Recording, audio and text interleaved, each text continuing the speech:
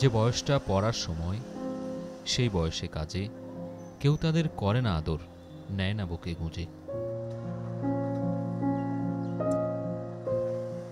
ঝরা ফুলের মতোই ভাগ্য এসব শিশুদের, অবহেলা আর অনাদর যাদের নিত্য সঙ্গী। মা হারিয়ে বাবার সাথে পথের ধারে ঠাঁই হয়েছে 4 বছরের শিশু সিয়ামের। যেন পথের ফুল নিজের হাতে বুনছে ফুলের মালা। বিক্রি করে জোগাবেন 2 ভাই বোনের খাবার। নুডলস আমার প্রিয়। ছোটবেলায় আমার মা আমার নুডলস খাওয়াইতো, তারপর তো আমি নুডলস কেউ রাতে খাই না। আমার অনেক মন চায় কি স্কুলে যেতে, বাচ্চাদের সাথে খেলতে। ফুল বেচা তারপর যা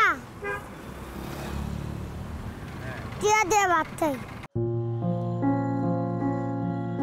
শৈশবের গ্লানিময় বাস্তবতা নিয়েই পথেই বেড়ে উঠছে হাজারো শিশু, যাদের পাতে মেলে না পুষ্টিকর খাবার। বাবা মার সাথে থাকতে ধরেন ভালো জীবন কাটা, এখানে সেই কষ্ট, মাথায় বালিশ টালিশ কিছুই নাই। এখানে বেশিরভাগ খাওয়া দাওয়া হয় না, না খাই তাই এক বেলা খাই ওই ভালো কথা হোটেলে। সে মোহাম্মদপুর হোম, এই হোমে মারে, এই হোম থেকে আয় পড়ছে।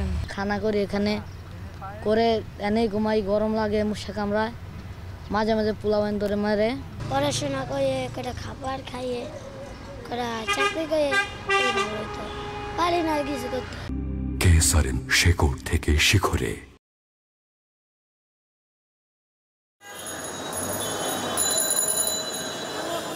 বাংলাদেশ পরিসংখ্যান ব্যুরোর 2023-এর জরিপ বলছে, সারা দেশে পথশিশুর সংখ্যা প্রায় 10 লক্ষাধিক, যার প্রায় 82% ছেলে, যাদের 13% পরিবার থেকে বিচ্ছিন্ন আর 6% এতিম। সমীক্ষার তথ্য আরও বলছে, প্রতি 5 জনে একজন ছিন্নমূল শিশু ভাঙারি সংগ্রহ করে, 15% শিশু বিভিন্ন দোকানে কাজ করে জীবিকা নির্বাহ করে, আর 9% পথে ঘাটে ফেরি করে বেড়ায়। সার্ভে অন স্ট্রিট চিলড্রেনের তথ্য বলছে, খোলা আকাশের নিচে বসবাসকারী শিশুদের প্রায় 83% নির্যাতনের শিকার হয়। পথশিশুদের জীবন অবহেলা আর কষ্টের এক অমোঘ বাস্তবতা। তাদের ভবিষ্যৎ যেন নিগুড় অন্ধকারের প্রতিচ্ছবি। সমাজের অবস্থা সম্পন্ন পরিবারের শিশুদের মানুষের মতো মানুষ হিসেবে গড়ে তুলতে যখন কত শত আয়োজন, তখন এসব অসহায় পথশিশুদের পাশে কজনই বা আছে? এমন বাস্তবতায় তাদের প্রয়োজন মানবিক সহায়তা ও রাষ্ট্রের অভিভাবকত্বের আদুরে দৃষ্টি। সমাজ বিশ্লেষকদের মতে, অপরাধী সংগঠনগুলোর টার্গেটের শিকার হচ্ছে পথশিশুরা। ব্যবহৃত হচ্ছে গ্যাং কালচার ও মাদক বহনের মতো ঝুঁকিপূর্ণ কাজে। এই ভয়াবহতা থেকে মুক্তি পেতে টেকসই প্রকল্পের মাধ্যমে সরকারি বেসরকারিভাবে উদ্যোগ নেয়ার তাগিদ দেন তারা। রাষ্ট্র বা বেসরকারি উন্নয়ন প্রতিষ্ঠানগুলো যদি সঠিকভাবে এদেরকে পরিচালিত করতে বা বড় করতে না পারে, এরাই সমাজের ভারসাম্য নষ্ট করে ফেলবে। কিভাবে নষ্ট করবে?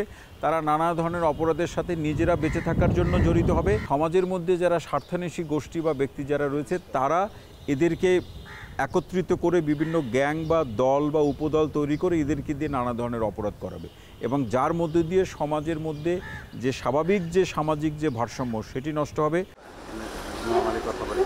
শিশু অধিকার কর্মীরা বলছেন, অবহেলিত এই জনগোষ্ঠীকে পেছনে রেখে দেশের সার্বিক অগ্রগতি সম্ভব নয়।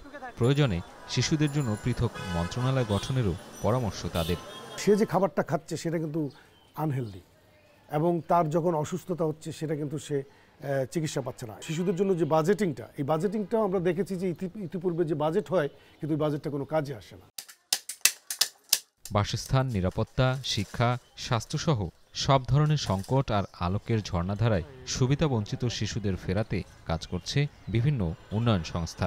শুধু প্রকল্পে আটকে না থেকে তা কার্যকরে গতি আনতে সবাইকে সমন্বিত উদ্যোগে গুরুত্ব দেন তারা। পরিকল্পনা থাকতে হবে, বাজেট থাকতে হবে, জবাবদিহিতা থাকতে হবে, মনিটরিং থাকতে হবে। এখন এই প্রকল্প এটা করে না। প্রকল্প আমাদেরকে শিক্ষা দেয় এটা কাজ করবে কি করবে না, টেস্টের মতো। কিন্তু সেটা যখন টেস্টেড হয় যে এটি ভালো কাজ করবে, তাহলে সেটিকে আসলে স্কেল আপ করা বা ছড়িয়ে দেওয়ার জন্য দীর্ঘমেয়াদী কর্মসূচি নেওয়া দরকার। সমাজসেবা অধিদপ্তর বলছে, সুবিধাবঞ্চিত শিশুদের জন্য সামাজিকভাবে প্রতিষ্ঠিত করতে চলমান রয়েছে বিভিন্ন মেয়াদী প্রকল্প। অপব্যবহার আর নির্যাতন থেকে শিশুদের সুরক্ষায় বাজেট বৃদ্ধিরও আশ্বাস দেন অধিদপ্তরের মহাপরিচালক। মেন্টাল ডেভেলপমেন্ট, শারীরিক মানসিক বিকাশের পাশাপাশি সে যাতে ফ্যামিলিতে ফিরে যেতে পারে এবং কর্মসংস্থানে নিয়োজিত থাকতে পারে, এই কারণে আমরা তাদেরকে বিনোদনমূলক কর্মসূচিতেও অন্তর্ভুক্ত করে থাকি। আমরা ৪৫ কোটি টাকার বাজেট রেখেছি এবং আগামী অর্থ বছরে আমরা আশা করি এই বাজেট আরও বৃদ্ধি করা হবে এবং এই সহযোগিতার মাত্রা স্কোপ আমরা আরও বৃদ্ধি করতে সক্ষম হব।